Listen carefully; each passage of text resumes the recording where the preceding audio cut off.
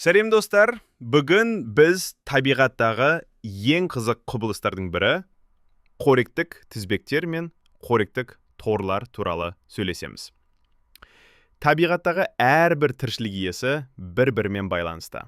Мысалы, шөпті қоян жейді, ал қоянды қасқыр жейді. Бұл қарапайым қоректік тізбек. Бірақ табиғат бір ғана тізбектен тұрмайды. Қоянды тек қасқыр емес, түлкі де жей алады. Ал шөпті тек қоян емес, сиыр, бұғы да жейді. Міне, осының бәрі қосылып қоректік торды құрайды. Егер тізбектен бір жануар жоғалып кетсе, мысалы қоян азайып кетсе, қасқырлар аш қалады. Ал шөп тым көбейіп кетуі мүмкін. Сондықтан қоректік тор табиғаттағы тепе-теңдікті сақтайтын маңызды жүйе.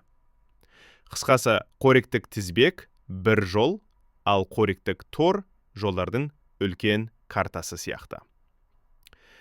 Достар, табиғатта әр жануар бір-бірімен байланысты. Мысалы, шөп, қоян, қасқыр. Бұл қоректік тізбек.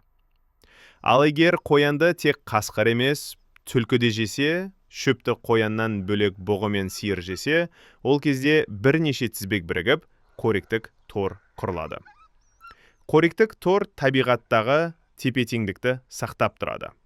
Бір жануар азайса, басқаларына да әсер етеді.